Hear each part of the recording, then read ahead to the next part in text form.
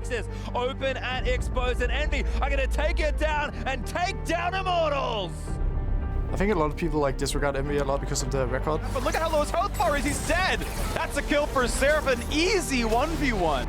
Obviously, TSM is like their number one, so they're obviously a good team. And Dignitas has just jumped into the ring with TSM and does not look like they're going to make it out alive. I don't think we're going to underestimate Envy at all. Everyone of us is going to have a lot of respect for him, especially the jungler's pretty good. Well, he's going to get snared up. There's the stun from Seraph as well. Absolutely massive play. Huge first blood for Lira. We just have to go in, play our best, I think. Just play what we know, not try and do their style.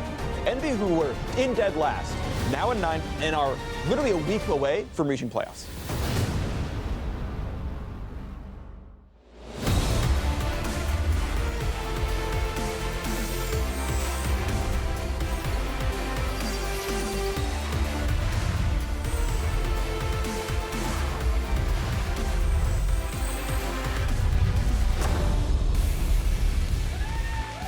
Welcome back to Week 7 of the North American League Championship Series.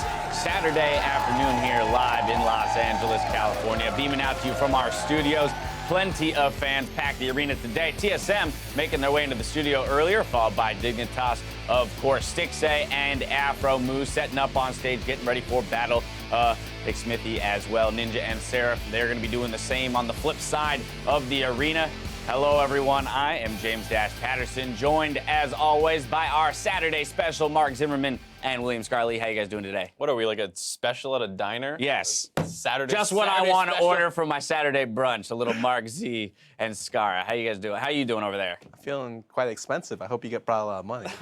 I want We're the expensive special. The bottomless mimosas and some French toast. Yeah, we're the please. high class. All right, let's begin with a look at our matches for the day. First on NALCS 1, we have Darshan and Counterlogic Gaming versus Someday and Team Dignitas. After that, FlyQuest hope to break a 3-match losing streak against Immortals. If you tune in over on NALCS 2, you'll catch Team Envy looking to upset TSM in the Battle Theater, and you can also catch Phoenix 1 squaring off against Echo Fox later in the day. Yesterday, we saw the debut of Doublelift on the Liquid roster. I want to get your thoughts on his first match back in the North American LCS. I think, generally speaking, he looked fine. Obviously, there were some issues with that Draven pick, but he played a lot of team fights pretty well over the course of the game. He did get a nice snipe on the Sneaky, and then the big thing was, in the team fights, he actually played the Jhin extremely well. I think he had a couple fights where he was able to snipe out the Ahri, who was ulting around, stuff like that.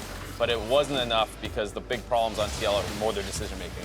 Yeah, like for me, it wasn't really a question of his mechanics. Like I think that translates pretty well from like solo queue play to competitive play. The question for me is how he works within the team, and that's something that's not really fixable within the 1, 2, or 3 days that he's been on Team Liquid so far. Right, they haven't had much time to work to begin with. Along with that, they're going up against the #1 team in Cloud9 for their first match with him on the roster. Of course, they'll be playing tomorrow against Envy, a much more winnable match for them probably, and something that they'll be looking to pick up here. Right, they so showed, especially in that first game when they made a ton of kills around the map early on, that they were still like mechanically fine players. It was just that like they didn't expand that lead at all, which is what we wanted to see. And it was a little disheartening to see that. But against Envy, another early game team that tends to drop off later in the game with their shot calling, it's a much more even matchup. Right, they'll have a few more allowances. Another player who moved around in the roster shuffle was Stun. He had a much better debut in getting the win here with Phoenix 1 last night.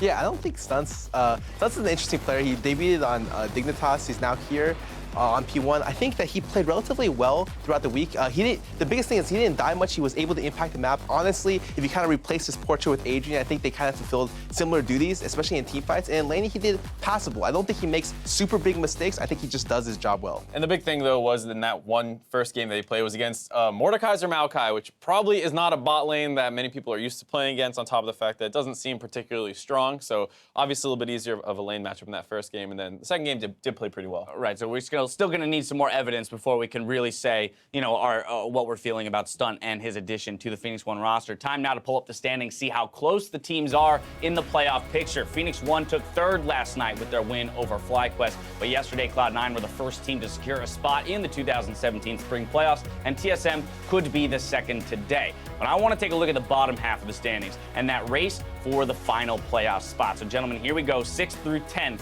Immortals currently holding 6th due to game record over Echo Fox, although tied in total match score. Looking at these, though, I want to know who exactly is your dark horse. Who's the team you're looking to make some moves here in the latter couple weeks of the split? making a run for that 6th place spot. Right, and dark horse meaning unlikely to make it, but could, because obviously I think a lot of us would say Echo Fox. I still think Echo Fox is most likely to be the last team into the playoff picture, but Okay.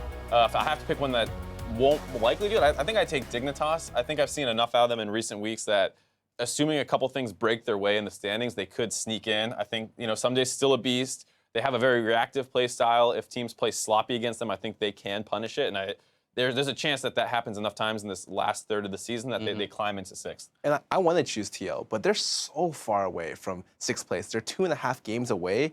With 5 games to play. Exactly. And so I feel like it's almost an impassable boundary, even if they were a top 3 team in the league. So I also kind of want to go with Echo Fox, but I can't pick them.